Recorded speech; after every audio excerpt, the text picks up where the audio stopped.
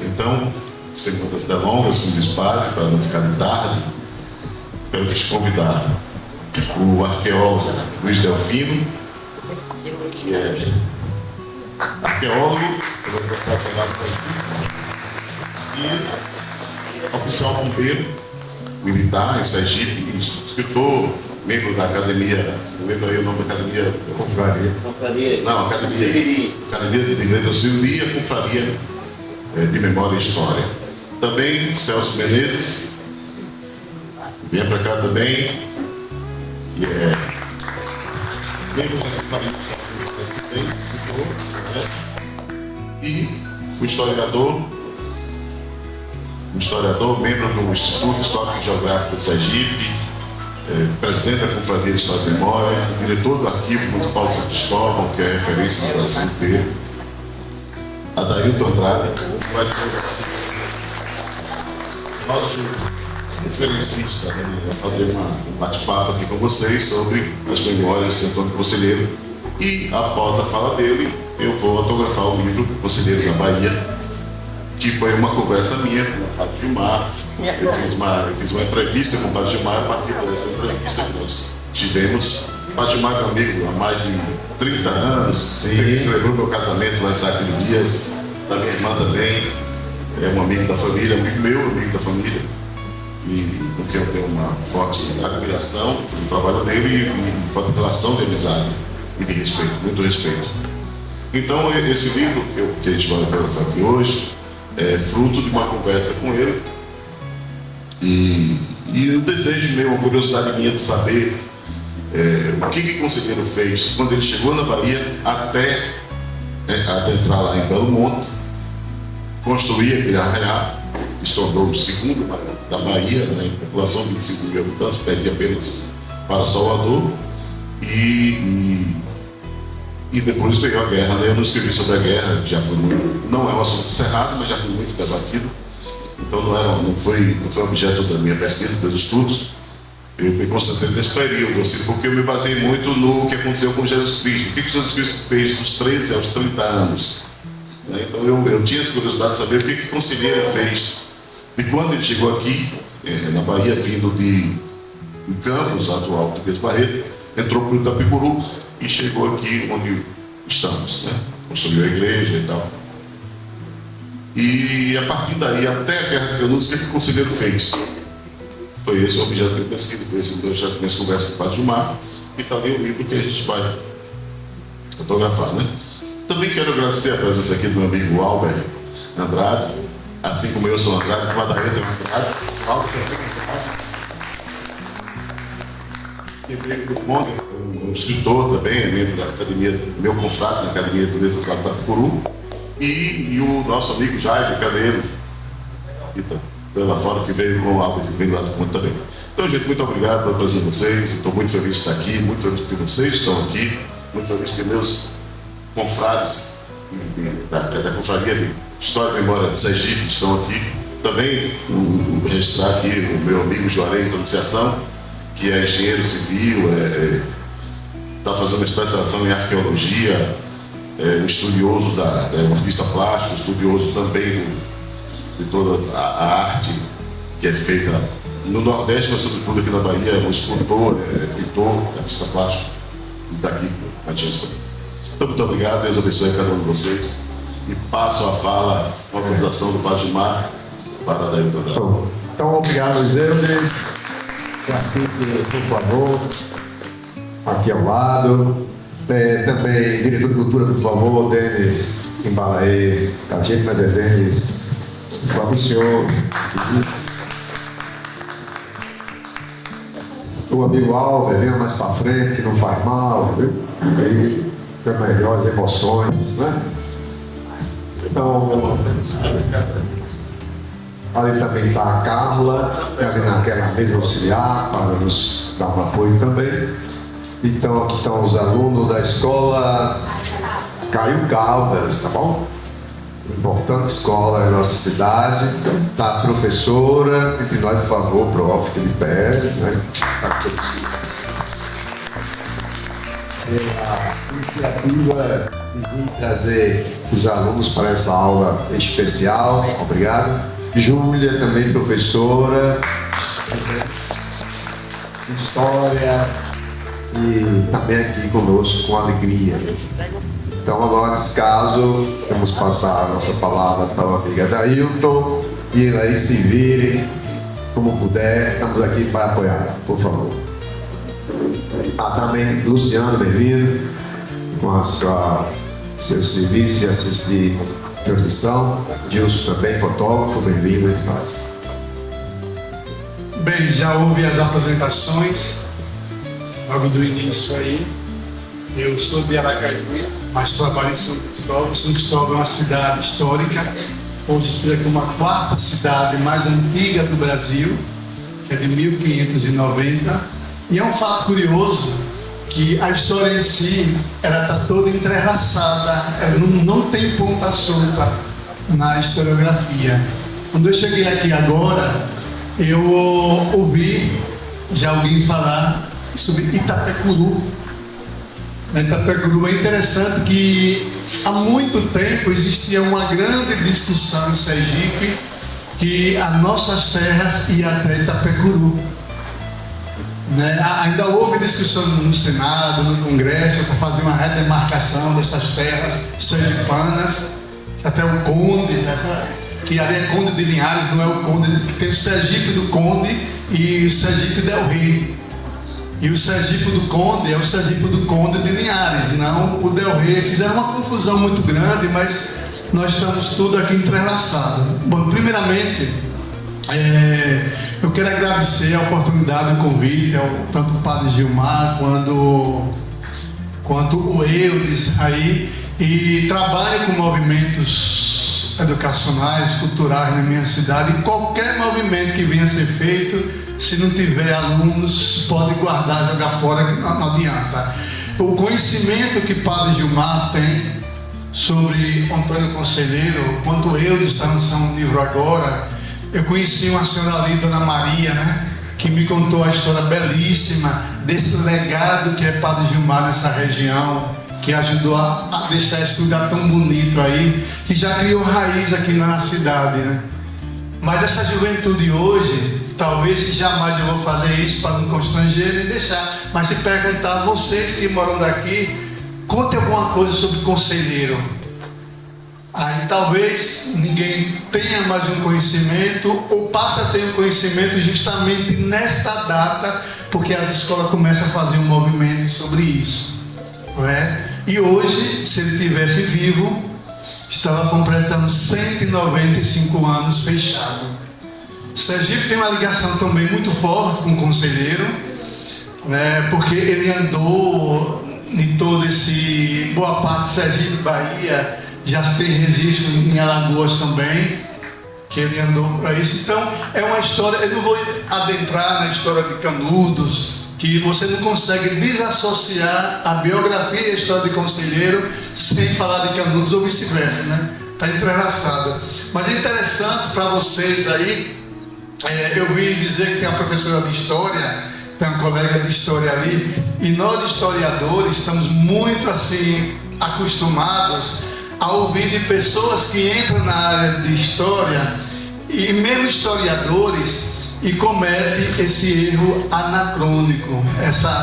O que é um erro anacrônico? É você olhar um fato que aconteceu no século XIX até século XX com o seu olhar de hoje, com o seu conhecimento de hoje. Aí você quer julgar a história, você quer tomar partido, e a história não foi feita para ser julgada, e sim para ser entendida. Para ser entendida e você aprender se houve erros no passado, você no presente talvez errar menos. Mas tocando no assunto de Conselheiro, todos vocês já conhecem. Quando eu recebi esse convite, a mão ficou meio assim, porque disse que falar de Conselheiro perto do Padre Gilmar aí, você tem coragem de mamar em onça ou entrar na prova dos leões, porque é um homem que conhece praticamente tudo, é um pesquisador, é um abnegado, para dizer, é um beato da história de Conselheiro. Então, e o que é importante é isso, vocês são felizes de ter alguém que mantém essa história viva. O Brasil é um país sem memória, é um país que tem muita história, mas sem memória, e nós não conseguimos aí manter viva essa tradição. Eu seria muito orgulhoso se eu nascesse nessa região aqui, que tivesse na minha cidade um monumento, um registro, que foi obra de Antônio Conselheiro.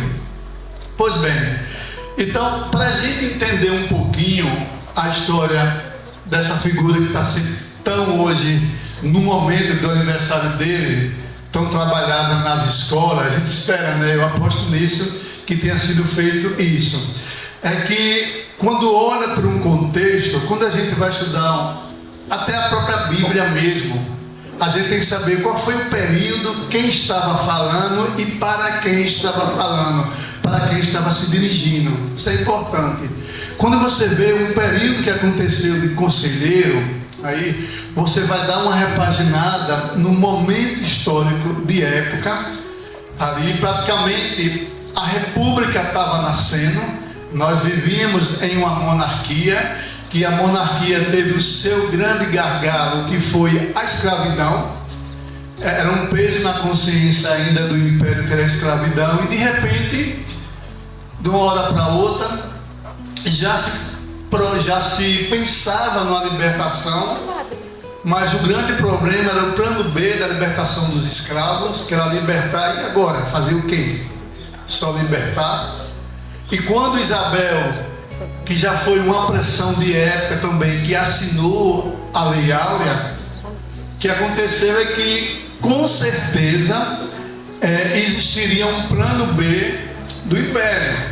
Libertou, ótimo. Agora vamos cuidar desse povo agora. Vamos cuidar, vamos assentar, vamos dar uma terra para esse pessoal sobreviver, vamos criar um meio desse pessoal ser agora empregado, não mais escravos. Isso aconteceu? Não. Aí vem a República.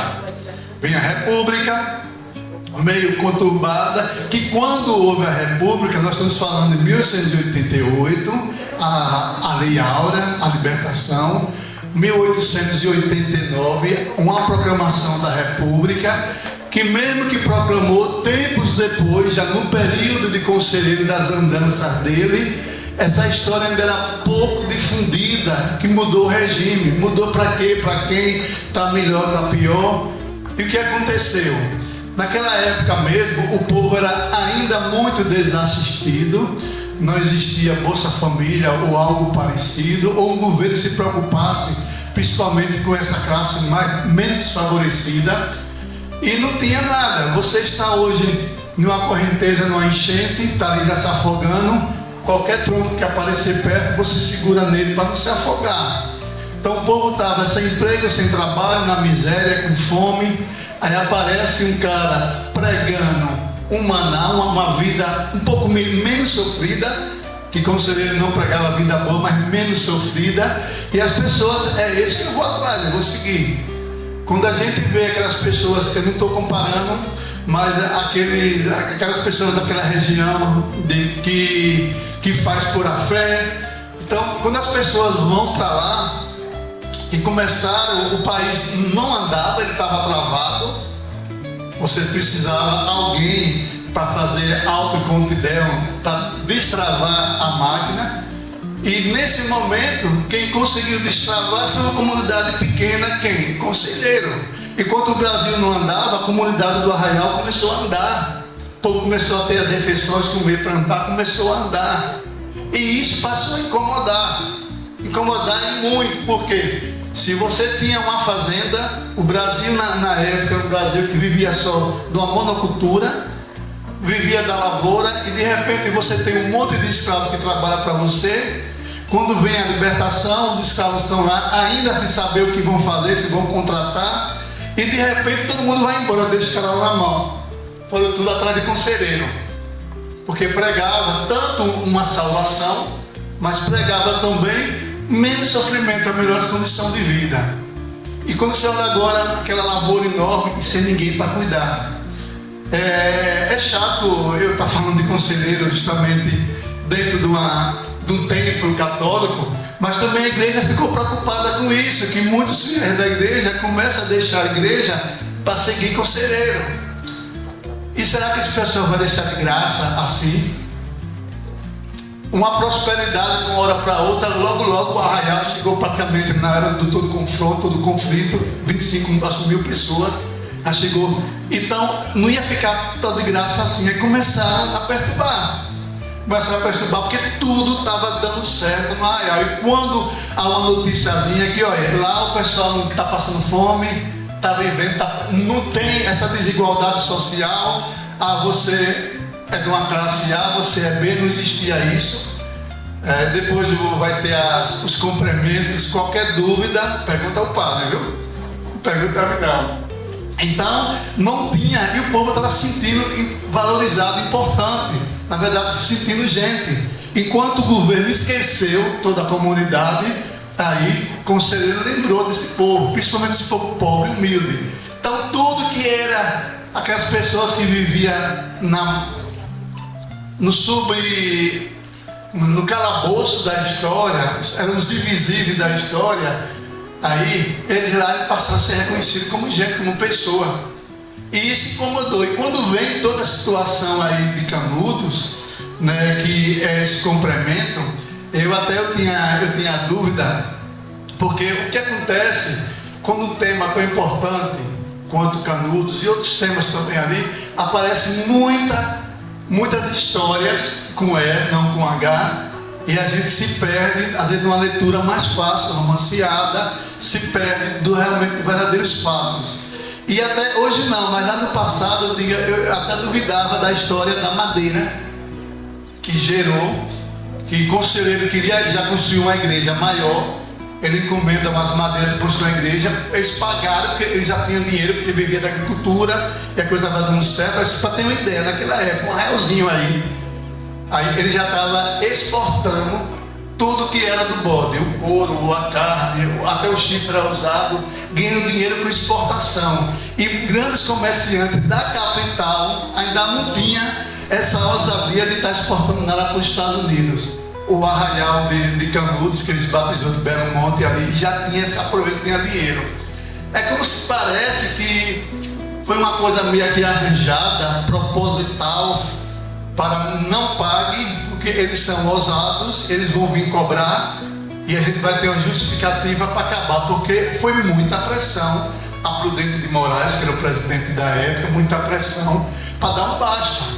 Tanto a igreja na época e tanto aí os latifundiários, porque precisava acabar, porque não sabia aonde isso ia parar, porque a coisa está tão prosperando, isso de um dia para uma noite.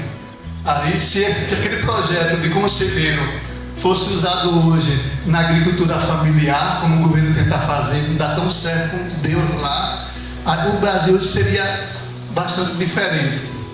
Então, aconteceu esses fatos e nesses fatos que aconteceu, se não fosse um trabalho de um jornalista que vem fazer a cobertura da guerra, estou falando de Euclides da Cunha, aí que tem uma história muito parecida também com questão do conselheiro, quanto a questão amorosa e outros, e alguns desencadeamentos da história. Então eles que fazem uma obra que seria talvez uma obra obrigatória de todas as escolas, pelo menos sertões. É uma obra que a gente pensa que é só fato histórico, mas ali trabalha muito a antropologia, a sociologia, é uma obra completíssima. Ali ele vai fazer toda a narrativa do que foi a situação. Eu estava conversando no início ali com o padre, ele disse, se o país fosse assim, país um pouco mais sério, de preservar, de guardar a nossa memória, a nossa história, era o momento agora de fazer uma reparação historiográfica e fazer justiça, pedir perdão. O que foi que o Exército fez, o que foi que o Brasil fez com aquele povo. Eu estou conversando com os meninos que vieram com a gente para cá e não estou falando da guerra, porque guerra diz guerra. Guerra você usa as armas que tem e você se defende e ataca. Mas o que foi mais berrante, agravante, que não é justificável, aí é pós a guerra, o que fizeram com aquele povo pobre de Canudos. Temos também o Eudes, que está lançando uma obra aí que se debruçou muito na temática. Quando a gente fala muito Nossa, quando você não gosta de uma pessoa, é fascista, é nazista, aí e todo mundo vai abominar o que foram os campos de concentração na Alemanha, o que fizeram com o povo judeus ali. Mas essa mesma ira que eu tenho com os alemães que fizeram com os judeus no campo de concentração, eu deveria ter essa mesma. Cara, não vamos criar um ódio contra o nosso exército do país, mas se eu entendo o sofrimento que foi o campo de concentração e tanto me incomoda, e não me incomoda o que aconteceu em Canudos, e alguma coisa está errada aí. Porque meninas, mulheres, velhos, senhoras ali, o que eles fizeram, eu não posso nem descrever algumas coisas, justamente pela idade de vocês e por respeito às mulheres que estão aqui, mas a coisa foi bárbara e parece que a história passou assim e vamos em frente. Aí eu não sei se era interessante. Se era interessante ainda a gente manter ainda o Império, que viu que a República, tem muita gente que defende a República, que não está dando certo e não vai dar certo nunca, independente de governo. Entrar A, B, C, D, é isso, está difícil, porque o homem cada dia mais pensa na ganância, pensa em favorecer, pensa no povo lá de casa, não o povo no geral, independente. Pode mudar a bandeira verde, azul, amarela ali. Eu acho que a nossa esperança, talvez para a nação, é uma esperança que o conselheiro pregava, que era a esperança em outra vida, é no Senhor, é descansar no Senhor, é esperar nele, é ter fé no Senhor, porque esperar nesses homens aqui. Então foi muito interessante. É um momento hoje de fazer uma reflexão, né? Não só no que foi Canudos, no que foi aí esse legado de conselheiro, mas nas andanças, o que ele deixou de legado da memória. Eu lembro muito de conselheiro, né, que pessoas também, em sua devida proporção, aí não seria um conselheiro da vida, mas o legado que Padre Gil está construindo aqui, e vai deixar para vocês aqui, nós somos tão ingratos. Às vezes a gente esquece. As pessoas parece que só tem valor quando está em vida, no servindo. Quando passa de servir, a gente esquece. Minha cidade, São Cristóvão, é uma cidade que foi toda construída em cima das ordens religiosas, das confrarias, que virou ordem terceira depois, a primeira, a segunda, a terceira. É interessante que eu vim saber há pouco tempo nos estudos que a ordem primeira são os padres que tiveram formação, a ordem segunda, as freiras tiveram formação, as ordens terceiras são aqueles leigos que servem à igreja, mas não precisou ir para seminário, não precisou aí ter uma formação e ter esse voto. Então, você não vê hoje na nossa cidade uma rua com o nome de um padre, a não ser um que é o Frei Santa Cecília, que era músico, é o autor do hino de Sergipe. Fora disso, somos muito ingratos. São Cristóvão deve muito. A irmã falou ali que teve a presença dos padres da Alemanha também. A Alemanha também deixou um legado muito grande de padres. São Cristóvão também foi isso. Quando muda a capital para Aracaju, que era São Cristóvão, aí a cidade ficou abandonada, chamada de cidade dormitória, e foi a chegada dessa missão dos alemães que reconstruíram. Nós temos um convento hoje, o convento franciscano, no qual São Cristóvão recebeu o título de Patrimônio da Humanidade pelo conjunto arquitetônico da praça. É uma praça que era uma réplica da Praça Maior na Espanha. Nós temos um convento franciscano ao lado, 1658. Nós temos a Santa Casa de Misericórdia, que é 1608, a construção, o Palácio Provincial na frente e a comunidade. E a Unesco reconheceu aquela cidade como Patrimônio da Humanidade. E é interessante que, se vocês forem um dia em São Cristóvão, quando se depararem na frente da igreja da Ordem Terceira Franciscana, do Convento de São Francisco, na verdade aqui é o Convento de Santa Cruz, mas o povo chama carinhosamente de Convento de São Francisco. Aí você vê um São Francisco segurando uma caveira aqui no peito. E é de se assustar, porque todos estão habituados a ver um São Francisco de Assis com um carneirinho, com um cachorro, um monte de passarinho em cima dele. Aí tem uma caveira, porque ele se dizia amigo da morte. E existe uma música de Gilberto Gil, gosto muito de ouvir e ilustrar, que chama Drão, que na música Gil diz que a semente para germinar, ela tem que morrer. Esse legado de conselheiro aí não pode ficar lá atrás, não pode ficar, vai fazer quase 200 anos já toda essa história, mas precisa, os adultos e os pesquisadores e professores já conhecem, mas talvez vocês aí vão ouvir soar essa história do que foi conselheiro e a passagem dele para essa região de vocês nesse período de aniversário. Mas é muito bom que na época da gente como estudante, a gente ia ainda para as bibliotecas que tem que ir hoje mesmo, mas vocês têm as ferramentas hoje de internet, de pesquisa, e os jovens hoje que é isso, que é essa linguagem. Mas se aprofunde um pouco para estudar quem foi essa história e propagar, porque o homem que fez tanta coisa por cidade que não é nem a cidade dele, ele vem do Ceará para cá e ele deixa esse legado tão grande aqui. Então a mensagem que o conselheiro deixou, que é para ser lembrado, essas pessoas como conselheiro precisa muito se fazer uma repaginada na nossa história aí, e passar a valorizar essas figuras que foram marginalizadas lá atrás. Né? Se você for ver a linguagem hoje, como é que chama mesmo a mentira da internet? Chama como? Fake news? Pronto, essa fake news que está tão em moda hoje, lá atrás o governo usou de fake news para defamar conselheiro, para ter uma justificativa e amenizar a população a maldade que eles fizeram com aquele povo. A República também já foi um fake news, né?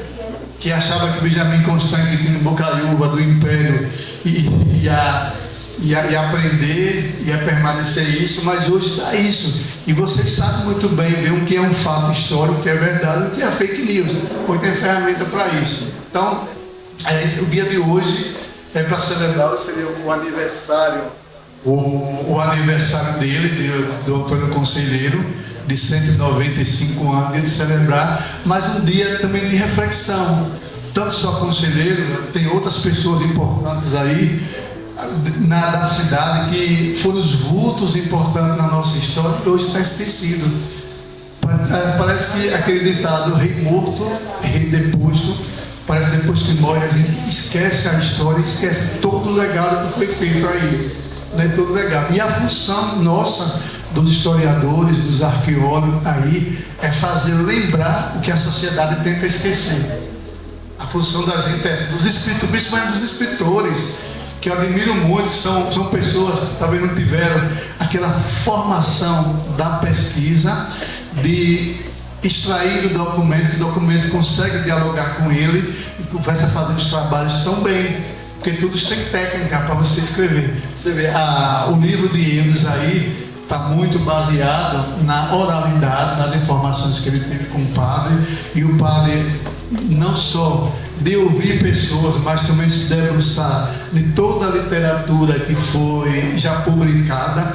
Com certeza ele fez a exclusão, o que é fake news, o que não tem nada a ver com o que é literatura, o que eu posso usar para complementar isso, mas o que é importante é que vai ficar, e amanhã talvez já apareça no meio de vocês aí alguém se interesse pela formação de história, ou a formação também até de sacerdote, e consiga também não deixar essa história acabar com o padre Gilson aí. Gilmar. Eu tenho o padre Gilson lá, e Gilmar também é outro, que também tem o Gilmar Carvalho, que o irmão dele é padre Gilson, é Gilmar Carvalho, que é um comunicador. Então, é futuramente que vocês não deixem essa história morrer, esquecer. Quando Jesus, que vai demorar muito, chamar o padre Gilmar, que se levante alguém isso, digo, essa bandeira que ele vai arriar, eu vou levantar para frente. Então, é isso. Eu não quis entrar em muitos detalhes do que foi, porque eu acho que não é a primeira vez. O padre já faz esse trabalho há muito tempo, então vocês já estão acostumados, já conhecem. Com certeza a história já trabalhou essa história de está trazendo em miúdos um pouco da história. É mais uma reflexão que nós precisamos sim fazer justiça a esses heróis e heroínas da nossa história. Para eu concluir, quando nós falamos no acontecimento de 7 de setembro, o que foi que teve 7 de setembro? o que foi que ensinaram pra gente. Essa já tá afiada aí, independência do Brasil. Mas me desculpe, mas eu acho que a verdadeira independência do Brasil, se você fosse alguma coisa. Oi, tá vendo? Muito bem, esses povos originários que já estavam, mas eu acho que toda a luta de libertação do Brasil começa aqui na Bahia, dia 2, né? Começa e termina. Então a gente viu tanta fake news. Se eu botasse aqui aquele quadro de Pedro Américo, a independência do Brasil, nossa, tem tanta coisa. Ele vinha de uma missão, começa, a gente estava discutindo no carro, que não foi cavalo, o cavalo não aguenta andar tanto tempo do Rio a São Paulo, a Santos, era uma mula, era quase um jegue, que é mais resistente, não tinha aquele uniforme, ele não dava com aquela guarda, parecia ter um desfile no outro dia, todo de penacho aí, não existia. Então, contaram pra gente tanta coisa, a gente engoliu até hoje essas histórias que contam aí pra gente. E você sabe muito bem separado o que foi. Então, eu acho que mereceria, eu acho que o município, essas escolas, a escola que é o Caldas, que eu não conheço quem foi essa pessoa, que deve ser uma pessoa importante, que para a pessoa emprestar o seu nome para ser um patrão de uma escola, porque alguma coisa foi e...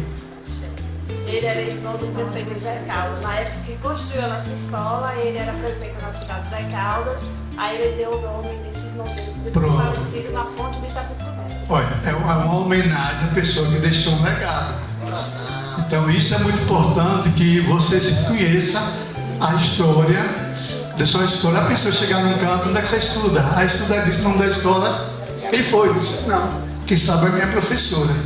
Então é a primeira coisa, e reconhecer, isso se chama identidade, pertencimento.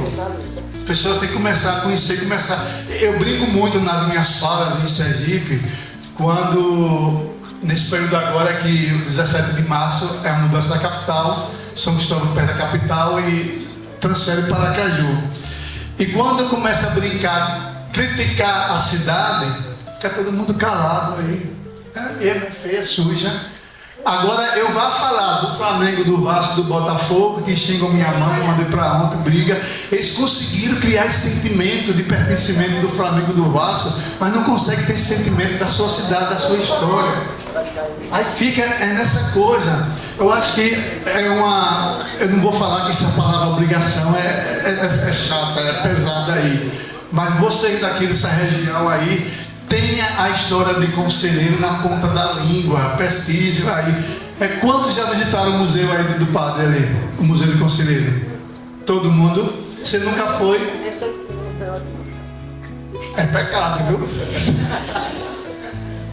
Visito, conheço, é belíssimo. Eu tenho a oportunidade de conhecer, que já conheço um pouco da história do Conselheiro. Fiquei encantado da forma com que ele apresenta, ele contextualiza, faz a narrativa dos acontecimentos ali. É muito empolgante. Eu saí impactante. Aí quando eu cheguei em casa, eu passei ainda uns 15 dias só revivendo aqui por livros, para pesquisar, para ver da forma que foi colocado ali. Então é interessante que passa a valorizar aí a história de vocês. Todos vocês sabem da obra de Conselheiro, daquela igreja velha ali, a mais antiga ali. Mas de olhar detalhes, qual a diferença daquela igreja para essa igreja hoje moderna, cheia de blindex, cheia de coisa, de diferença aí. E o que é, naquele tempo, a facilidade e a dificuldade de construir as coisas. E o legado desse homem foi grande. Então peço a vocês que vocês mantenham viva essa chama, essa história, né? Não deixe a história de Conselheiro. Eu não sei, é diferente porque foi para a história, ele cria como uma afronta de Conselheiro à República, mas por isso que talvez ele não entre na história, no livro dos heróis, porque eles acham bem assim a história do Almirante Negro, né?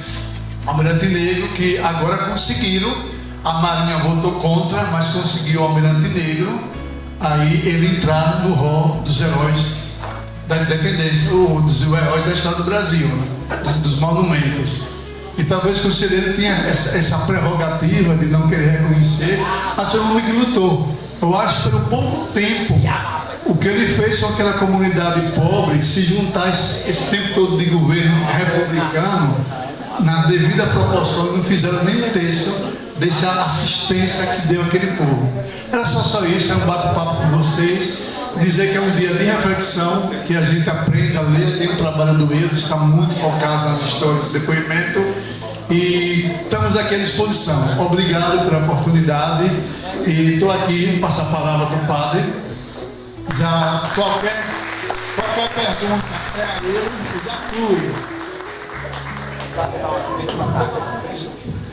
Tudo bem, vamos fugir não, né?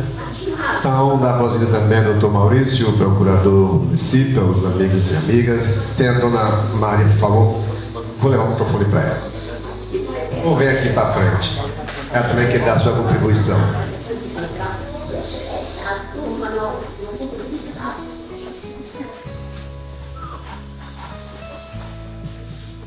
Olha, eu quero falar para todos aqui, eu acho que todos que estão aqui, a mais velha que tem nesse grupo todo aqui, eu acho que sou eu.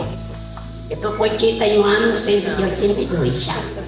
Então, o meu avô, ele ajudou a carregar pedra na cabeça para construir aquela igreja.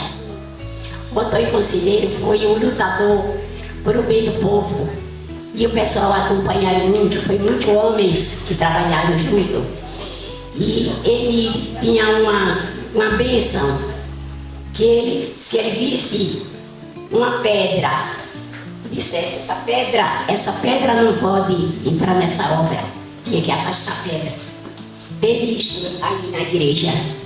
O meu avô acompanhou o pai do meu pai e o tio do meu pai, que foi quem acabou de criar meu pai, que o pai do meu pai querido faleceu, ele ficou com 12 anos. A mãe já tinha morrido, ele ficou com 8, depois o pai morreu com 4 anos. E o tio dele acabou de criar ele. Ali eu vi a casa do padre Fernando. Foi ali que meu pai se criou, aqui na rua. E teve essa história do Antônio Conselheiro. Trabalharam muito carregando as pedras de longe, de 6 quilômetros, 6, 7, para construir aquela igreja. Então eu estou falando isso aqui, não é para me mostrar como ninguém, é para esses alunos que estão aqui, adolescentes ainda, jovens, muito novo, no amanhã eles guardarem esta história muito bonita, que hoje a gente está tendo o prazer de saber aqui todos juntos, e temos o prazer também que o Leandro, nascido nessa terra nossa, menino novo, aluno do meu filho, ele começou a escola dele, primeiro ano, com o meu filho José Ernesto, que é daqui dessa igreja também. Então eu vou entregar o microfone para o padre Gilmar. O que eu queria dizer foi isso aí, que quando chegou o grupo com as pedras, que quando botaram no chão ali junto da igreja, ele bateu nas pedras tudo, aí tinha ele disse assim, essa pedra aqui não pode entrar na construção, porque tinham xingado a pedra, e ele conheceu que a pedra era amaldiçoada. Obrigado, Maria, pela contribuição. Lembrando que essa pedra ainda vive, essa pedra está no nosso território, ainda pertence à nossa história. Mas também aproveitar e agradecer nesse primeiro momento, e vamos também aproveitar e abrir um pouco as contribuições. Se alguém quiser também fazer sua intervenção, sua contribuição, não se acanhe. Também a professora pediu para nos orientar que logo ela vai passar com a turma, que ainda não acha estranho, né? Pode ser ela fique tranquila, ela saindo, ela tem compromisso outro também, tá bom? Então outras pessoas que queiram também contribuir, estamos aqui participando dessa construção. Então lembramos o aniversário do Antônio Conselheiro, é um aniversário como qualquer outro, tem sua importância. Claro que hoje a gente acaba vivenciando um tempo histórico quando não se deu naquele tempo. Infelizmente, como foi dito ainda há pouquinho para o nosso amigo historiador, as histórias, as pessoas vão ser esquecidas, né? Mas aos poucos também a gente consegue reconstruir aquilo que o tempo e algumas pessoas ou empresas, instituições trabalharam para aniquilar. porque o governo Getúlio Vargas, ele trabalhou para pagar lá no Belo Monte o que ficasse de Antônio Conselheiro e os conselheiristas. Então ele construiu o açude, que era uma maneira de encher de água e ali tudo para acabar e não ficar ninguém para ali buscando fazer romarias, que é sempre assim. Há sempre aquele poder que destrói, que para evitar. E aí, para evitar qualquer manifestação, sufocar a história de algum modo. E no caso do conselheiro, o modo foi esse, que o governo brasileiro preferiu destruir, fazer um açude, inundar de água, e ali garantiria que nem mais ninguém voltaria para ali para ser usado. Então, estamos aqui reconstruindo, é um desafio, porque a história é bem diferente de outras informações, disciplinas e interesses, porque é tempo, é pesquisa. Sabemos que para as gerações atuais pouco interessa, porque também muito pouco sabem quem foi o conselheiro. Também por isso a importância não é tão grande, porque também não foi famoso. A gente está mais atento nas famas. Quem tem fama, a gente acompanha, a gente se agrega, pede para entrar, para seguir no grupo, tirar foto. Mas o conselheiro ele não foi famoso, ele foi um homem importante para a nossa história. Mas vamos permitir também aqui outras contribuições, porque estamos reconstruindo. Isso é fundamental. O memorial está lá também instalado como um espaço físico de recordações e de informações também, porque o que se fala, muitas vezes o vento vai levar, tem que ir na areia, tem que estar na rocha, tem que estar ali edificado para que a gente, de fato, possa voltar e ter uma referência. O escritor Luiz Eus, antes de vocês pegarem o ônibus, ele quer sortear, depois deixar que ele fale o presente que ele quer para vocês. Microfone, vamos fazer estudar uma modalidade aqui para a gente fazer um sorteio entre os alunos, como forma de incentivo à leitura e também de agradecimento pelas presenças, né? De todos vocês. Professora, diga um formato por letra, por número, por nome, pergunta. Eu gosto muito de fazer pergunta. Queria fazer uma pergunta ao meu amigo. Como vocês acham que é melhor?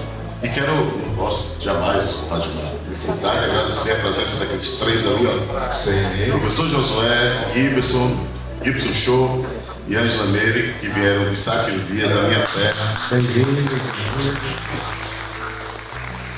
São da Biblioteca Pública Municipal Antônio Torres. Muito obrigado, viu? Muito obrigado por vocês estarem aqui com a gente. Também meu amigo Maurício Vitor, procurador do município, está aqui, e minha amiga vereadora Lucas.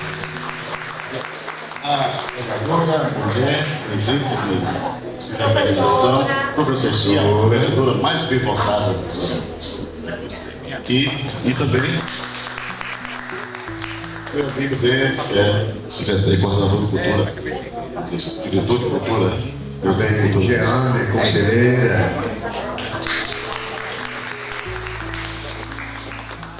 Então, pronto, como é que a gente faz? Pergunta? Quem fizer uma pergunta? Quem fizer uma pergunta, todos os alunos ganham. Quem quer ganhar um livro, faz a pergunta, a gente vai responder e ganha um livro. Que maravilha, perguntando e ganhando. Beleza pura.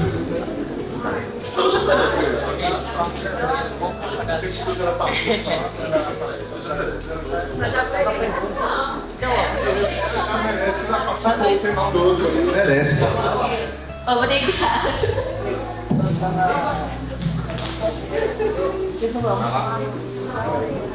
Presente do autor, escritor.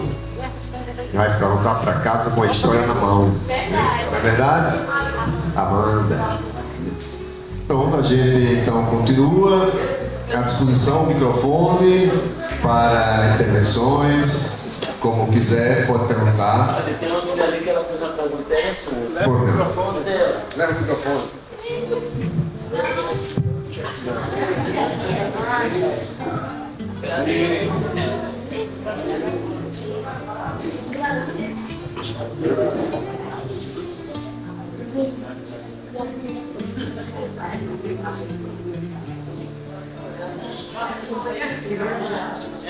Pois não, vamos ouvir a Vera. Com quantos anos o conselheiro morreu?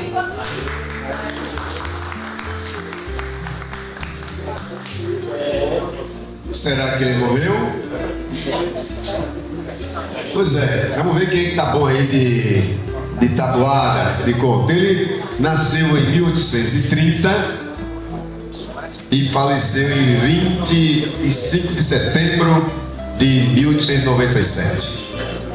Dá quantos dias? Pois é. Ah, sim. 12 não. Ele morreu cedo. Ele não morreu tão idoso. Ele, na verdade, faleceu justamente nessa faixa de idade. Né? Ele não estava, digamos, esgotado, não morreu de velhice, não morreu porque estava sem força. Né? Mas também não morreu por força das balas, das guerras estabelecidas. Tudo esse contexto levou à morte de Antônio Conselheiro, que a gente tem esses dois acontecimentos. É esse de hoje, o nascimento, e em setembro a gente tem o evento da celebração da morte dele. Hoje é do nascimento, em setembro, porque a guerra, ele morreu umas 2 semanas antes de encerrar a guerra. E então é por isso que tem as historiadoras de 25 de setembro de 1897. Ele então, portanto, tinha muito o que viver ainda e tinha muita chance de ir muito mais longe. Mas tá aí as consequências para nós. Eu gostaria de pedir a licença ao nosso padre e só fazer uma pergunta, curiosidade agora minha, né? Que na minha cidade, eu estou diretor do arquivo municipal e nós conseguimos colocar na grade curricular do município educação patrimonial. Eu queria perguntar à vereadora, aqui o padre, se já existe alguma lei que provavelmente obrigue ou oriente essa história de conselheiro ir para a grade curricular da escola. Lei não tem, mas assim, essa cultura, essa história é bem presente nas escolas, Lei especificamente não tem, mas projetos escolares, né? Todos os anos normalmente na escola. Isso é muito vivo, é muito presente nas escolas. Mas é uma boa ideia, através da lei. Então, vamos dando passos. Também foi protocolado na Câmara de Vereadores, ao presidente da Câmara, o pedido de cidadania do conselheiro Crisopolense. Né? Está em estudo, está em análise, para que também consigamos dar esse título ao conselheiro, embora em memória, mas é um conhecimento público que, de fato, ele muito importante para o nosso município. Claro que já temos ali no monumento, na praça temos a praça Apoio ao Conselheiro, são referências, mas dá também uma dignidade com a cidadania dele aqui em nosso município. Né? Também está ali o professor Bruno, está acanhado, mas pode vir mais para frente. Né? Olha, diretor, você quer falar uma coisinha? Bom dia a todos, saudações culturais, companheiros. Dar abraço aqui ao nosso queridíssimo amigo lá de Sátiro Dias, também que está na direção de cultura lá no município. Na realidade, eu queria expressar também, desde que a gestão municipal adentrou ao governo, nós tivemos essa preocupação de não deixar essa história morrer. Então é bom também se enaltecer que nesses 5 anos de mandato do prefeito Leandro Dantas, muitas coisas foram feitas, até com o nome de Antônio Conselheiro, né? Temos o monumento, como o prefeito, o padre mesmo deixou claro, que temos o monumento na praça, já foi na gestão do prefeito.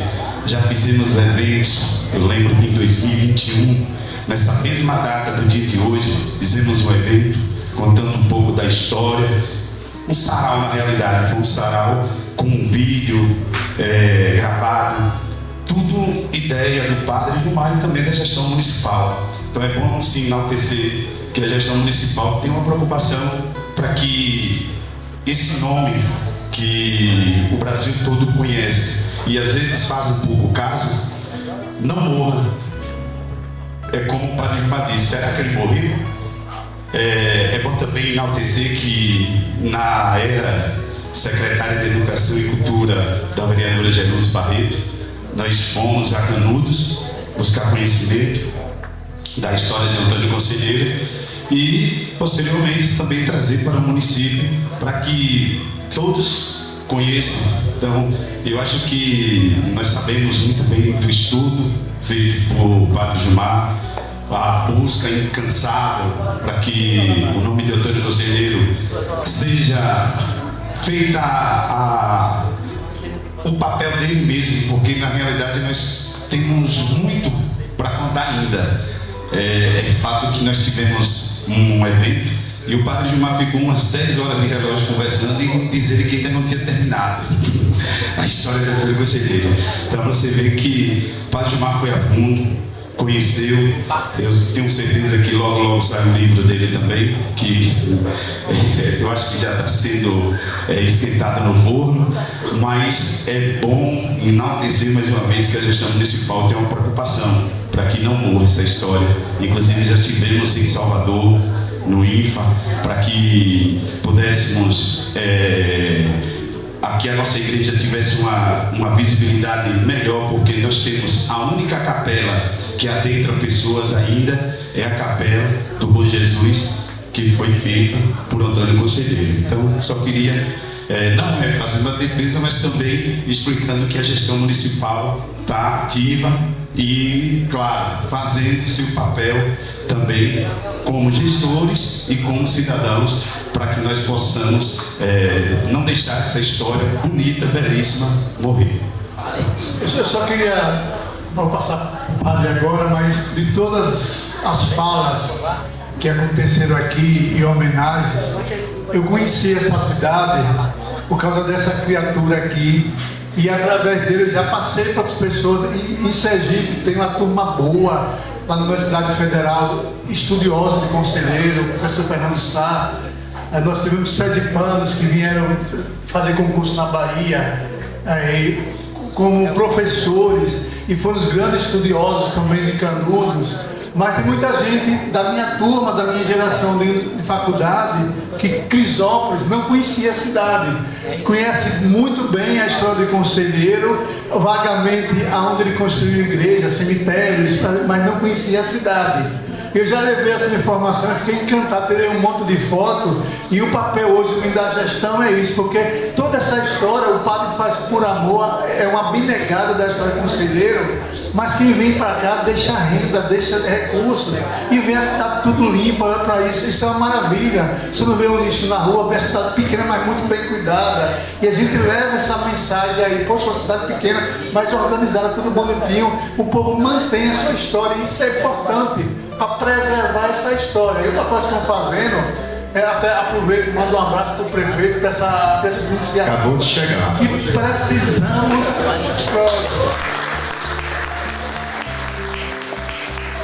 Ainda bem que estava falando de bem, viu? Estava falando de bem do Brasil. Então é interessante. Eu acho que ele está ouvindo o senhor falar e se adiantou. Ele estava preocupado aí. Eu vou logo aparecer.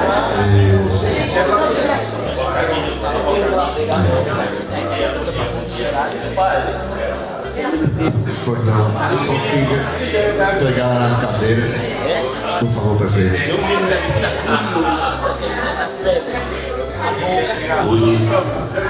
Oi. Prepara aí para a pergunta, né? Agora é ele. Quem é? Agora vai ficar em pé e vai dizer seu nome, né? Pronto, aí. Diga seu nome. Você fala seu nome e faz a pergunta. Fique à vontade. Tranquilo, é porque é sensível, desliga fácil. Bom dia, primeiramente, meu nome é Otávio e eu queria saber onde Antônio Conselheiro nasceu.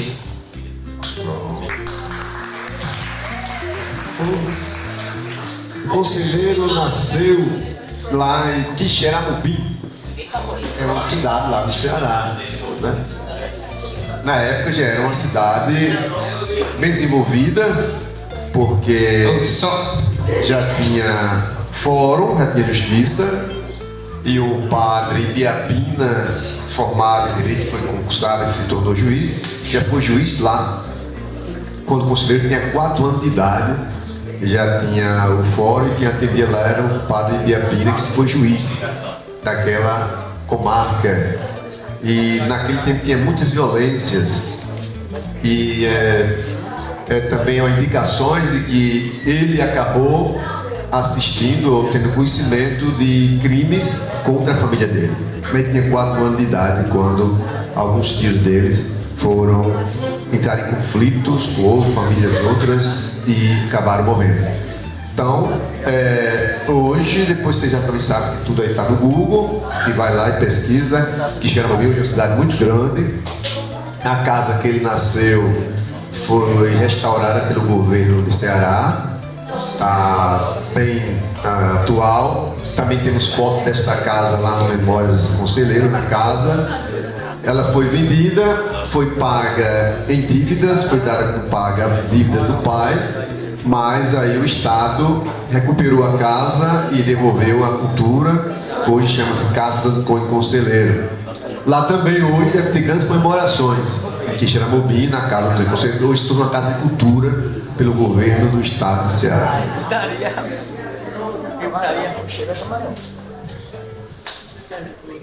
Bom, pessoal, eu estou indo já com a minha turma do ano. A gente tem aqui todo ano lá no DD. Esses alunos estão sendo meus alunos esse ano. Os anos anteriores eles não eram meus alunos, eu trabalhava no turno da tarde, esse ano pela manhã. Eu sou professora de História há 26 anos nesse município. E é um grande prazer. Eu queria ficar mais tempo, mas como a gente já estava esperando. E assim, a história do Antônio Conselheiro, eu faço isso desde os meus primeiros 6º anos. Eu trabalho de 6º ao 9º ano. E como eu nunca trabalhei com eles, acho que foi por isso que surgiu essa pergunta. De onde nasceu Antônio Conselheiro, não é isso? E essa semana foi corrido, porque segunda e terça a gente teve um recesso aí. E na segunda e na terça a gente trabalhou a história de Crisópolis. Aí hoje, que eu vou iniciar hoje e amanhã, a história do Antônio Conselheiro. E já estamos indo com ele.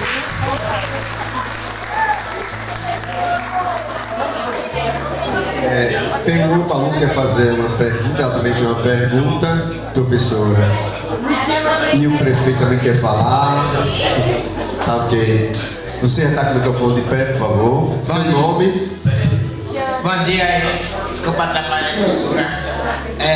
Meu nome é Jantos e eu queria saber o que despertou o interesse de Antônio Conselheiro, que resultou dele vir para cá, qual o interesse que ele tinha.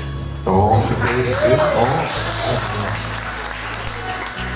Então, o conselheiro ele não tinha projetos de vir para a Bahia e ele também não tinha tudo isso organizado, que um dia ia chegar aqui e ficaria e construía o nosso arraial, de jeito nenhum.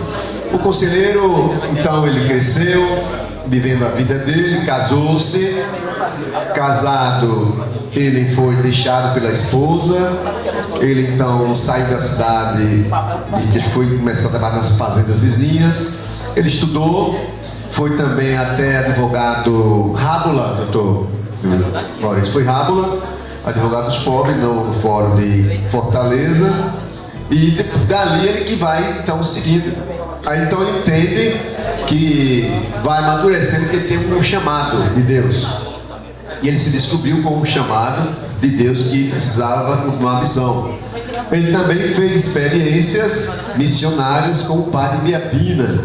O padre Ibiapina foi um padre também que trabalhou muito a vida social daquela região, com casas de apoio para mulheres, que eram muito prejudicadas naquela época. Então, ele começa a andar, não começa por aqui, vai lá, vem pelo Sergipe, vem caminhando, e depois ele volta a Quixeramobim, um amigo dele encontra ele em Recife, e pergunta a ele o que ele tanto fazia pela Bahia. Ele disse que estava aqui dando atenção aos mal-aventurados, que ele iria pagar uma promessa em São Francisco, em Canidé, e que depois ele retornaria de volta para a Bahia. Aí depois foi que acabou chegando aqui, mas ele foi caminhando com essa ideia, porque ele também foi inspirado no Padre de Aquina, né? Construir cemitérios, construir capelas, reconstruir, reformar. E então esse foi o motivo que veio atraindo ele para a Bahia. Ele não nasceu, ele não foi crescendo com essa ideia, ele nem sabia onde ficava localizado Itapicuru, ou Canudos, ou Arraial do Bom Jesus, que o Arcanjo nasce com ele. Então ele vem inspirado, ele entende que ele não veio por acaso. E quando ele foi preso a primeira vez, que ele foi levado de volta, ele retornou de volta para a Bahia. Então vamos. Ela também quer uma pergunta. Oi, quem quer fazer?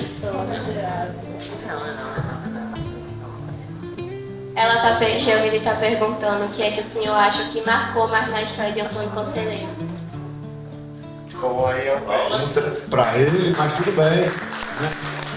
O que mais marcou o Conselheiro, com certeza, foi as condições de vida aqui encontradas. Estavam saindo do período da escravização. Quem foi que declarou a lei para a escravidão e desaparecer? Quando foi que acabou a escravidão? Quem lembra, quem sabe? Quem foi a... Em maio de 1888, uma princesa chamada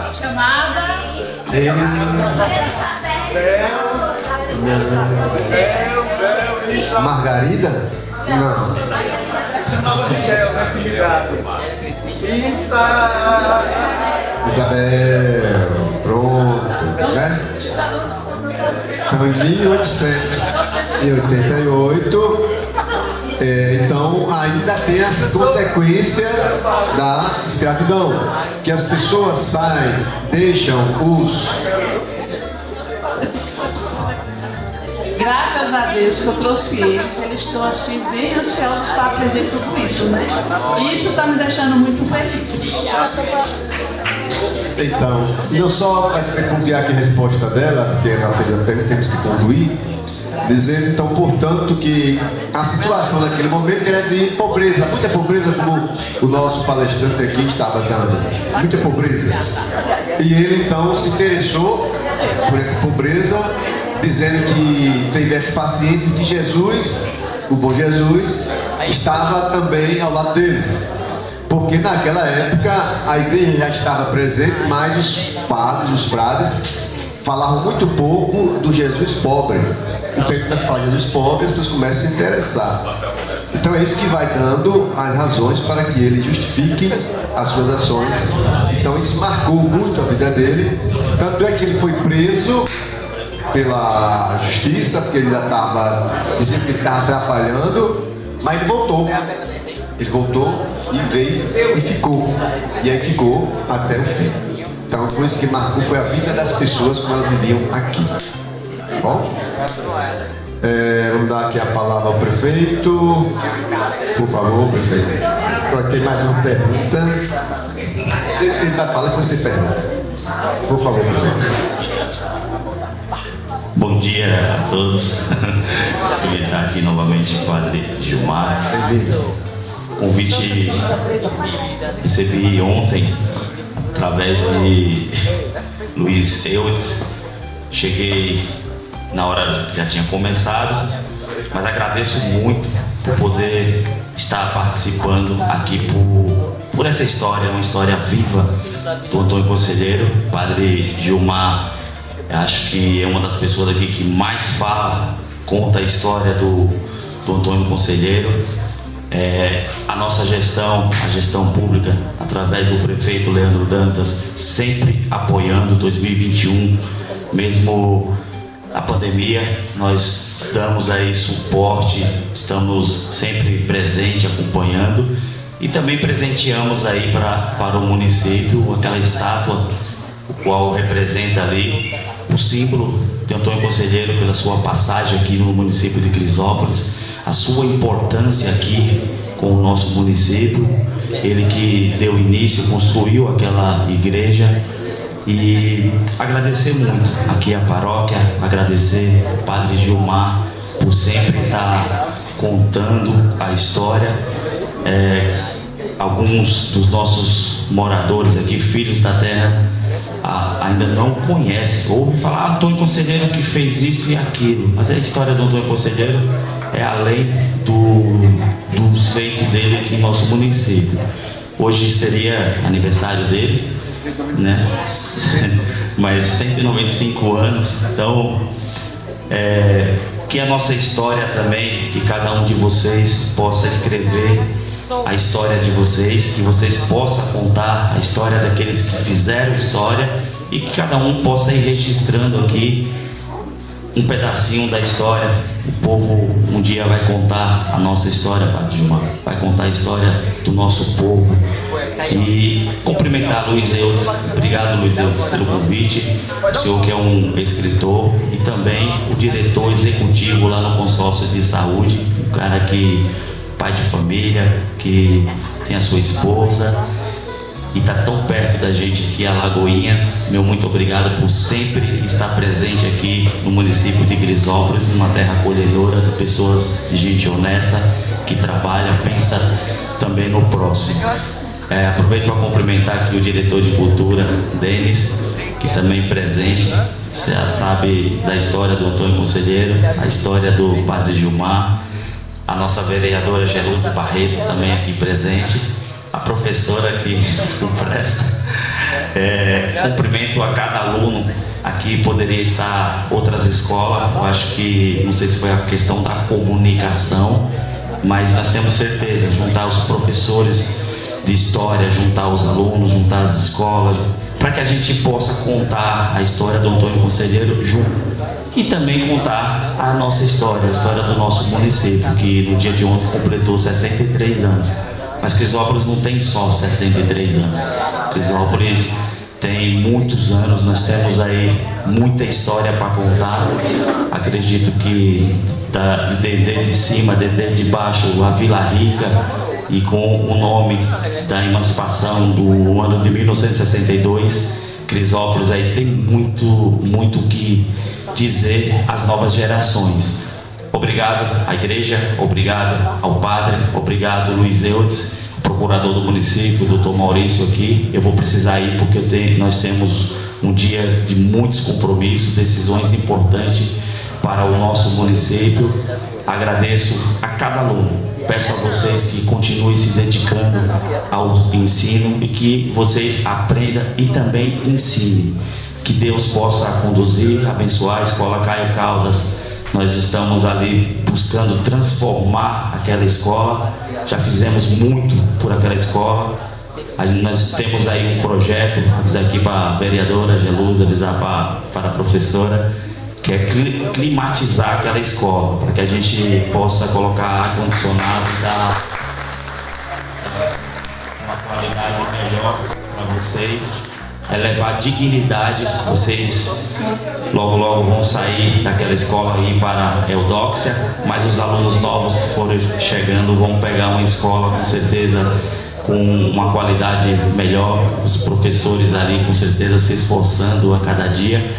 A rua, nós já estamos em fase final ali do calçamento, o qual vai ajudar muito a cada um de vocês no período de chuva, para que vocês possam se locomover, possam chegar a uma escola limpa, cuidada, e que cada um de vocês também faça a parte de vocês, porque não adianta a gente construir escola, entregar e depois os alunos não saber utilizar. A gente tem que usar a escola como se fosse a nossa casa, e assim tem que ser feito. Gratidão a cada um de vocês, alunos. Eu já tive essa oportunidade de estudar, de iniciar meus estudos.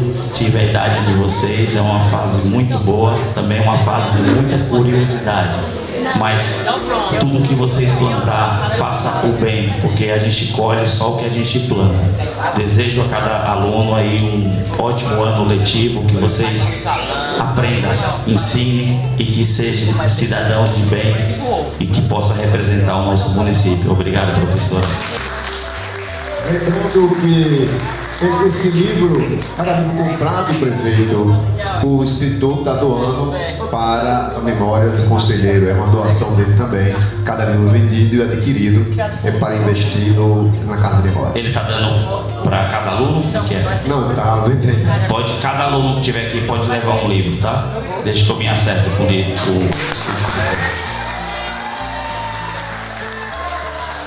Eu queria... Como eu sou de Aracaju, eu sou de fora, e eu só conheço esse monumento belíssimo de Conselheiro porque eu entrei na cidade. Eu queria só fazer uma provocação ao prefeito, se na BR, porque é tão distante, se alguém passar, já visse alguma coisa do Conselheiro lá na BR, que só vem aqui dentro. Se eu passar direto, eu não consigo enxergar nada do Conselheiro aí. Na BR, se eu pudesse fazer, eu faria um do Bom Jesus, porque a próxima estátua, com fé em Deus, quero edificar aqui, é uma representando o símbolo da nossa terra também, que é o Bom Jesus. Antônio Conselheiro, nós vamos deixar a curiosidade um pouco para entrar na cidade e fazer o caminho do Conselheiro. Mas eu tenho um projeto, uma vontade de construir uma estátua gigante, um Cristo de braços abertos, representando a terra do Bom Jesus. Então eu peço a Deus que me dê saúde, coragem, força e apoio para que a gente possa edificar, que já tem inclusive o local, que é o ponto mais alto da cidade, que seria aqui na região da Pedreira, um símbolo da nossa cidade, que é o Bom Jesus, a terra do Bom Jesus. E aí a história do Antônio Conselheiro não vamos deixar morrer, vamos contar, eu conto, o padre conta, Denis conta, o senhor conta, Luiz Eudes conta, todo mundo aqui é responsável para falar realmente a realidade. Então, ali a gente coloca uma placa, pede o apoio do Estado e dá para fazer também a curiosidade para que qualquer cidadão que passar ali tenha vontade de conhecer Crisóstomo. Nós temos muitos projetos, falta recursos, mas nós temos com certeza o apoio do Estado, do governo federal, para que a gente corra atrás. Um dos nossos projetos é realizar ali uma obra de requalificação, o cuidado da nossa lagoa que nós temos ali, que o Antônio Conselheiro também tem uma passagem na Pedra Cal, que é o Pereira. Fazer ali uma revitalização e entregar à população para que possa fazer piquenique ou ir lá pescar, fazer alguma coisa voltada ao nosso município, que seria cultura, lazer. Mas o meu sonho ainda não vamos conseguir realizar, assim como realizei a cruz lá na Santa Cruz, que é um símbolo de devoção, de agradecimento, e o Cristo. Eu acho que nós vamos trabalhar nessa ideia de construir uma estátua aí que dê para ver de longe também. Mas a ideia do senhor é boa, mas eu estou nesse projeto do Bom Jesus, para que Jesus também não te desampare, né? Que nós temos que ser gratos. Parabéns, eu vou precisar sair, peço aqui desculpa, e vocês também acho que vão retornar. Padre Gilmar, obrigado, que o senhor permaneça aqui em nossa comunidade, no meio de todos os cidadãos crisopolenses, levando sempre a mensagem, a palavra de Deus, e que também o senhor possa contar a história do nosso município por muitos anos, que o senhor possa dizer àqueles que não tenham conhecimento da história do Antônio Conselheiro, da história do Pereira, da Pedreira, do Ribeiro, da nossa cidade. Eu elevo essa mensagem aí como uma palavra de gratidão. Fui casado aqui, inclusive pelo padre Gilmar. É uma oportunidade de agradecer ao senhor aqui à frente dos alunos e de tantas pessoas aqui presentes. Muito obrigado. Nós sabemos que a luta não é fácil, nós sabemos o quanto que é difícil ser um ministro da palavra, ser um líder religioso, como também é difícil ser prefeito de um município, o qual as pessoas querem tudo para agora, tudo de imediato. As expectativas são muitas. mas no aniversário do município, 63 anos, nós conseguimos fazer muitas entregas e com planejamento de continuar entregando muitas obras que venham beneficiar o nosso povo. Obrigado, padre, obrigado a toda a comunidade. E é isso, a gestão tem que caminhar de mãos dadas.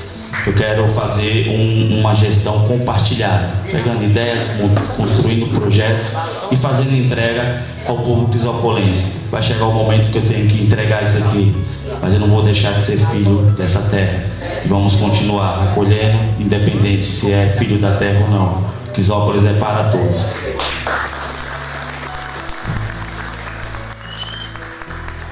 Licença, viu?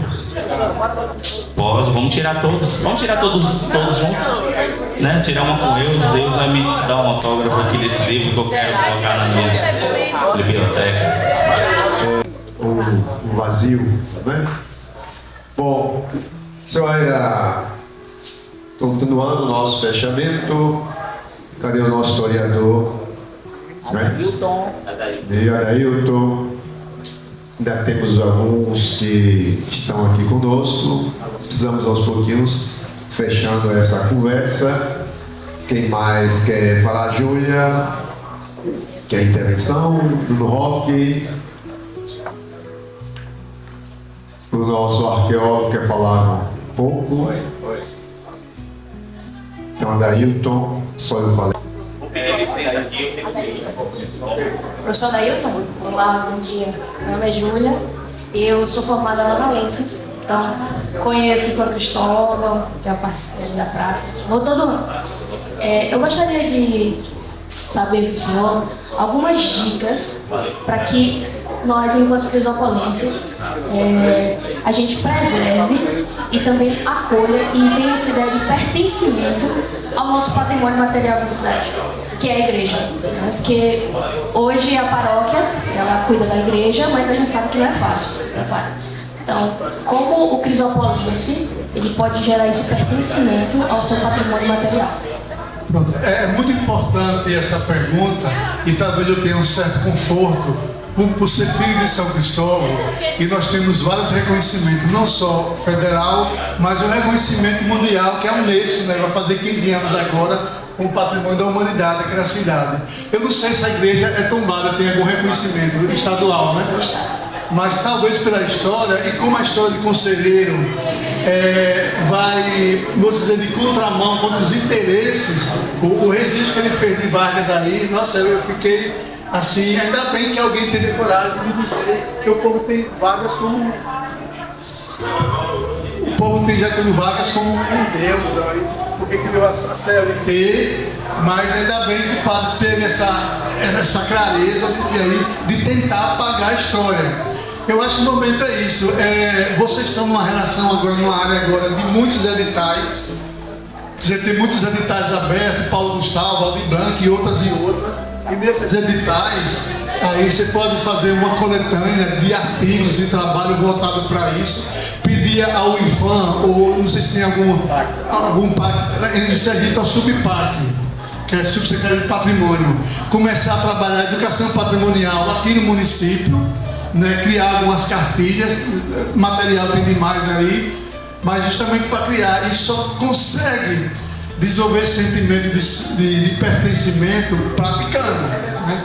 Os meninos gostam do Flamengo e do Vasco porque assistem o jogo, vê a camisa, é isso. Então, quanto mais ele vê a coisa maçante aí sobre a história, isso aí desperta, e esse processo de sentimento é um processo que vai estar em construção, não é um dia para uma noite. Até hoje, nós estamos completando 15 anos de chancela, o povo de São Cristóvão não sabe ainda porque aquela praça é patrimônio da humanidade. Lá, né, que é o berço, que é a cidade-mãe de Sergipe, completou agora 435 anos, é uma cidade um pouco antiga. E vocês agora, como o prefeito falou com muita propriedade, não quer dizer que completou esse tempo de emancipação, mas a história é muito mais antiga, né? É muito mais antiga. E esse sentimento de pertencimento que vocês podem desenvolver não só a igreja, mas pode abarcar a cidade toda. Crisópolis já tem uma grande felicidade com essa história que foi narrada pelo padre. Isso aí é para você abrir um edital, se inscrever no edital federal, ou estadual, dessas leis aí, de preservar, que é um projeto de memórias, vocês que têm um projeto de memórias aí, consegue facilmente captação de recursos para isso. De criar uma coletânea, juntar vários artistas. Você vai no Festa Federal Sergipe, até da Bahia aqui, quantos trabalhos tem publicado sobre conselheiros, sobre a cidade. E ali a educação patrimonial tem até órgãos internacionais que têm um olho para isso, né? Quando vê uma igreja dessa, que ainda preserva praticamente quase 90% de originalidade de época, aí isso é de chamar a atenção. Então vocês têm tudo para se fazer um trabalho e começar. Eu falei para a vereadora ali se já existia essa prerrogativa por força de lei, disse que não, mas a cidade já entendeu que precisa preservar. Olha, mas isso é muito bom e além dessa história, você podia até abarcar um pouco melhor, que já estou puxando muito o mandato dela, mas a educação patrimonial é muito importante. Não é só cidades históricas que tem essa educação patrimonial. Começando, por exemplo, essa geração que veio aqui hoje, estão tudo interessadas. Com certeza esse livro, os professores já podem depois, de 15 dias, um mês, e começar a questionar o que está no livro deles ali. E isso começa, isso é uma construção, né? Eu acho que hoje, com o lançamento do livro, eu não sei se outras edições da Universidade de Conselheiro também teve lançamento de toda essa pegada. É a primeira, mas isso é um início de um sentimento de pertencimento. Com certeza as pessoas vão passar a ter um orgulho quando chegam em tal lugar, diga cidade de Crisópolis. E cidade de Crisópolis, o que é que tem de interessante aí? Eu vou dizer, o conselheiro passou por lá e vai ter uma narrativa. A minha cidade, quando eu falei ao prefeito aqui de botar alguma coisa na BR, porque quem passa ali nem imagina, mas passa trabalho. Mas se tiver alguma coisa, nem que seja uma placa identificando, um outdoor, alguma coisa que identifique aí, digo, eu estou sem tempo, mas breve eu vou voltar e vou conhecer aqui. Como hoje em São Cristóvão, estou encerrando, nós temos nas entradas BR-101 e João Bebe Água, temos monumento de Irmã Dulce. Irmã Dulce começou a vida religiosa dela em São Cristóvão. Maria Rita, o nome dela, quando ela veste o alto pela primeira vez, ela volta para a Bahia, mas a vida inicial dela foi em São Cristóvão. E hoje o turismo religioso é o que mais cresce no mundo e mais dá renda. Sábado agora nós temos uma festa de outro espaço. E São Cristóvão das Romarias, a penitência mais antiga hoje do Nordeste, completando quase 250, 260 anos. É o sábado agora, que sai Nossa Senhora das Dores, sai da igreja, e domingo é o encontro Nossa Senhora das Dores e Senhor Morto, lá na Praça São Francisco. Então, todas essas questões aí, isso vai alimentando, mas o que vocês fizeram hoje aqui é o pontapé inicial. Não adiantava, tá? Esse pessoal todo que conhece a história e você não tem explorado. Não adiantou nada. O grande forte hoje aqui, a grande sabedoria de vocês, foi envolver esses alunos. Aí sim, são esses multiplicadores de opinião. Com certeza, eles vão chegar em casa do pai e da mãe, nem que seja dizer, o prefeito prometeu ar-condicionado. Pelo menos uma coisa eles vão dizer. Né? Mas é uma coisa, isso é interessante. Quem sabe no próximo ano, fazer uma coisa já, ir para o calendário, viu, vereador? Além disso tudo, já pode botar no calendário cultural do município essa data que vocês fazem com muita louvor, grandeza, mas pode oficializar essa data do aniversário de conselheiro, porque são essas coisas que puxam curiosidade do turista, deixa a cidade em evidência. Não sei se eu respondi a sua pergunta. Foi a lei. É interessante, Dailton, que muitos escritores de conselheiro sempre vão citar Crisópolis, mas poucos conhecem Crisópolis. Por exemplo, quando nós, há 2 anos atrás, na edificação da estátua, eu já participei de aula com o professor, ele é alagoano, né? E ele disse que ele tem vários livros escritos sobre o conselheiro e Canudos, e ele não conhecia. Mas ele passou aqui uma vez e a igreja estava fechada, então ele não conhecia por dentro. Aí fiz algumas fotos, mandei para ele. Aí em 2022 fizemos um evento na cidade norte de Conselheiro. Ele fez uma palestra e vídeo em qual mesmo tempo. Então, nesse sentido, também nós temos ainda mais 2 livros para lançamento. Um é do Alexandre, que era da Denicilo. Ele já aprontou, me passou para dar umas corrigidas. Muito simpático também o material dele. E tem também o professor Augusto Moita, que é de Fortaleza. que ele também fez toda a edição e doou uma parte para cá e uma parte para Canudos. Todo o trabalho que ele fez literário, ele doou para que nós pudéssemos investir no memorial.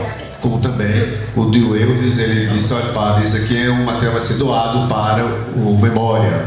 Inclusive, quando nós inauguramos a Casa de Memórias, o primeiro a botar o pé lá dentro foi ele, assim que abrimos as portas. Então, nesse tipo, estamos construindo aos pouquinhos, reconstruindo a nossa história. Muito orgulhosamente, eu sou primeira assinatura. Foi, primeira assinatura, o primeiro a botar o pé, foi. E ele foi se encantando, se apaixonando pela nossa história e hoje está aqui dando a sua grande contribuição. Alguém mais? Bom dia a todos, sou subtenente bombeiro, arqueólogo. Já tem uma dica para o senhor: colocar lá no museu a pedra de Antônio Conselheiro. Eu tentei, mas o proprietário não doa. Está onde essa pedra? Essa pedra está logo aqui, logo uns 100 quilômetros. Já ele, na época, ele disse: olha, padre, eu vou emprestar, você dispõe, mas depois tem que devolver. Aí, quando demorou, ele veio me chamar, aí tem que devolver. Então, ele disse que não dá. Foi do avô dele, que emprestou, que deu para ele. E agora, com tudo essa discussão sobre o conselheiro, para ele também se tornou muito mais importante a pedra. Então, ele também... Nós deixamos aqui mais de 2 semanas em frente da igreja a pedra. Mas ele pediu de volta e temos que devolver, que é o patrimônio dele, a gente tem que respeitar. E não sabe, para ele talvez não signifique muito, porque historicamente ele teria pouco a dizer dela. O avô dele usava para quebrar milho aos pintos, que estava na casa do tio. O tio deixou essa pedra a qualquer forma na roça. Ele então pediu essa pedra ao tio, não por valor histórico, mas como um valor sentimental. E o tio deu a pedra para ele. E ele tentou pegar e não conseguiu, aí ele largou lá. Como nós soubemos da pedra, procuramos para pegar a pedra e disse: pode levar, mas tem que trazer. Então a gente já conversou, ele não consegue. Como também temos o Pedecal, onde tem a fonte, onde o conselheiro organizou para o povo beber água. Mas, infelizmente, os gestores passados não compreenderam, deixaram vender. Hoje é propriedade particular. A família que hoje é proprietária da área onde está a fonte também não abre mão. São famílias que têm pouco valor histórico e aí não percebem a importância para a cidade. E que ideal é ali seria desapropriar, né? Aí você também tem que ver se o prefeito quer desapropriar, quer instituir a lei, porque é um patrimônio cultural, material público, mas infelizmente aqui tem essa cultura, ou seja, isso aqui é meu, né? Uma vez que eu adquiri, não passo para ninguém. Então nem a pedra e nem a fonte não se tem como, não tem como, hoje não se tem como, porque precisa de iniciativa de fazer com que esse espaço fosse desapropriado para manter a comunidade ali. Eu só conheço a fonte porque o antigo proprietário, hoje falecido, eu fui lá e me levou. Mas é uma área muito minada, muita água. A fonte está viva. Mas já os filhos têm mais dificuldades de fazer acesso, visita, não é fácil visitar, o espaço é de muita água, né? Mas dizer que tem isso também, as pessoas adquiriram um patrimônio particular e é difícil se convencer que ele deveria abrir ali para a população. Mas tem, esses espaços todos. A questão é o direito de propriedade, que é muito forte, tanto na pedra, tentamos conversar várias vezes, os irmãos dizem: não, porque a gente pode levar a pedra, mas tem que respeitar o principal, que é o dono que pegou a pedra e botou na roça dele. Então ele também respeita e não adianta. Vou fazer o seguinte, se o senhor tem um contato com ele, né? Eu faço o seguinte, seria possível um arqueólogo estudar? Talvez ele possa até abrir. Não, ele não impede, não, ele não dá. Não dá, né? Ele não dá. Então faça a romaria até lá. Não dá. Quando começa a romaria, ele vai dizer: perdi meu sossego. dê essa pedra pro padre logo. Ele não dá, mas ele está à disposição. Bom saber. Obrigado. Ele nunca fechou a possibilidade. Mas da próxima vez que eu venho aqui, eu vou ter que ir lá. Tudo bem. Ok, alguém mais? Então vamos encerrar. O escritor está ali muito caprichoso nas assinaturas. A gente agradece a todos, de qualquer forma, a Luciano pela seu empenho, sua equipe, seu trabalho, sua plataforma. Também agradecemos a Carla, que nos auxiliou ali. Cada convidado que aqui chegou, né? Nosso agradecimento e vamos adiante. E viva Antônio Conselheiro. 190